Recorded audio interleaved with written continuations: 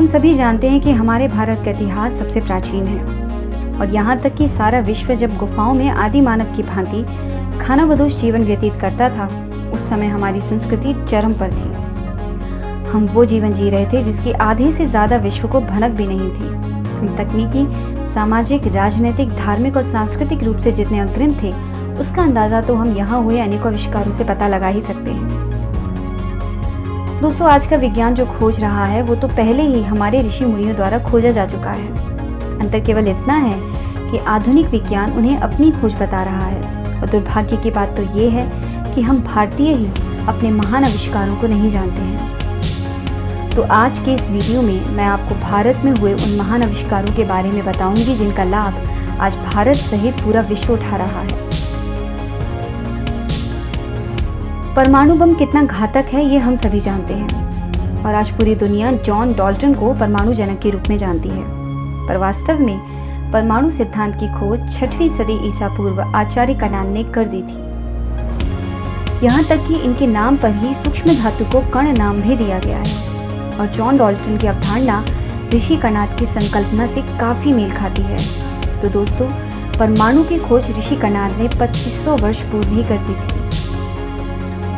विख्यात इतिहासकार TN. Colebrook ने लिखा है कि अणुशास्त्र में आचार्य कणाद तथा अन्य भारतीय शास्त्रज्ञ यूरोपीय वैज्ञानिकों की तुलना में कहीं ज्यादा विश्वविख्यात थे। परमाणु सिद्धांत और ऋषि कणाद से जुड़े कुछ आर्टिकल्स के लिंक्स मैं नीचे डिस्क्रिप्शन में दे रही हूँ, आप चाहें तो वहां जाकर देख सकते हैं। हवाई जहाज की खोज भी राइट बंधुओं से पहले 600 ईसा पूर्व महर्षि भारद्वाज ने कर ली थी। सबूत के तौर पर आप पुष्पक विमान को ही ले लें। पुष्पक विमान का उल्लेख इस बात का प्रमाण है कि हमारे भारत में वायुयान का आविष्कार हो चुका था। ऋषि भारद्वाज ने इस पर जो शास्त्र लिखा है उसे विमान शास्त्र कहा जाता है। भारद्वाज के विमान शास्त्र में यात्री विमान के अतिरिक्त युद्ध विमान, अंतरिक्ष विमान यान का भी उल्लेख प्राप्त होता है। यहाँ तक कि उन्होंने अपने इस शास्त्र में एक ग्रह से अन्य ग्रहों पर उड़ान भरने वाले विमानों के संबंध में भी लिखा है और साथ ही वायुयान की अदृश्य कर देने की तकनीक का भी उल्लेख किया है। एक और आश्चर्यजनक बात यह है कि Wired.com की एक रिपोर्ट में दावा हुआ है कि जिस प्रकार के विमानों की संरचना का उल्लेख हमारे वेदों और पुराणों में मिलता है, ठीक वैसे ही संरचना वाला विमान हाल ही में अफगानिस्तान की एक गुफा में पाया गया है। वैज्ञानिकों के अनुसार ये विमान 5000 वर्ष पूर्व महाभारत काल का है। हमने स्कूल में पढ़ा है कि सर आइजैक न्यूटन ने गुरुत्वाकर्षण के नियम की खोज की थी, जो हमारे दिमाग में छपा हुआ है। हम इसे झुठला नहीं पाते और ग्रेविटी का नाम आते ही हम न चाहकर भी न्यूटन के बारे में ही सोचते हैं। पर उनसे भी पहले हमारे भारत में गुरुत्वाकर्षण के सिद्धांत की खोज हो चुकी थी। भास्कराचार्य ने न्यूटन से 1500 वर्ष पूर्व ही गुरुत्वाकर्षण के सिद्धांत की खोज कर ली थी। भास्कराचार्य प्राचीन भारत के प्रसिद्ध गणितज्ञ और खगोल शास्त्री थे। इनके द्वारा लिखित ग्रंथों का अनुवाद अनेक भाषाओं में हो चुका है और कई विदेशी वैज्ञानिकों ने इनके ग्रंथों के माध्यम से ही अपने शोधों में सफलता पाई है और इनमें से एक है न्यूटन। दोस्तों, भास्कराचार्य ने गुरुत्वाकर्षण के नियम का विस्तार पूर्वक वर्णन अपने ग्रंथ सिद्धांत शिरोमणि में किया है।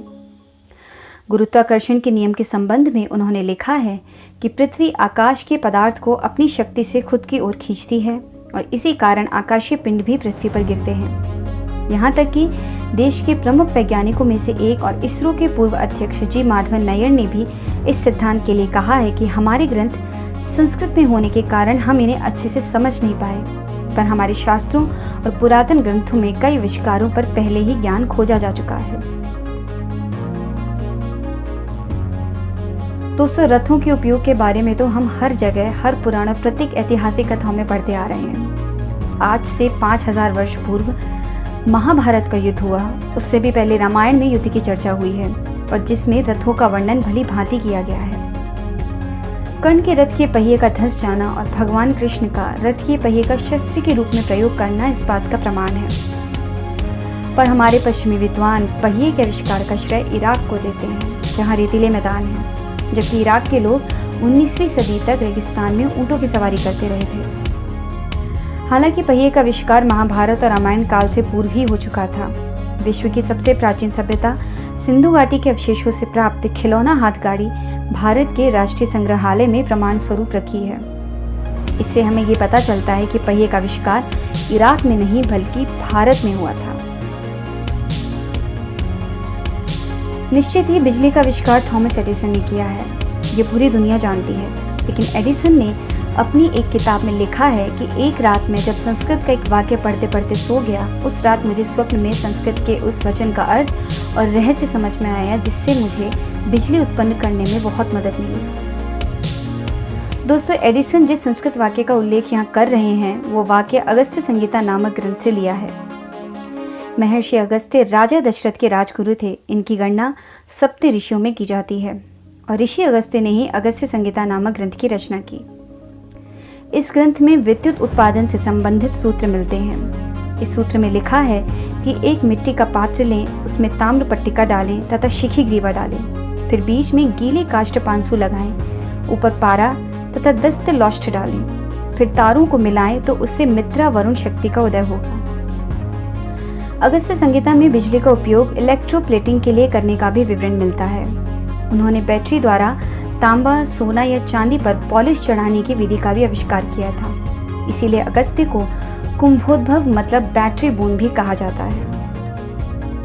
तो दोस्तों, आज मैंने आपको हमारे देश के अनेक आविष्कारों में से कुछ के बारे में ही बताया है। मैं आगे के वीडियोस में और भी बहुत सारे भारत में हुए ऐसे आविष्कारों के बारे में बताऊंगी जिनके बारे में आपको पता ही नहीं होगा। तो बताइएगा कि ये वीडियो आपको कैसा लगा और मेरे इस चैनल को प्लीज़ सब्सक्राइब ज़रूर कीजिएगा। Thank you.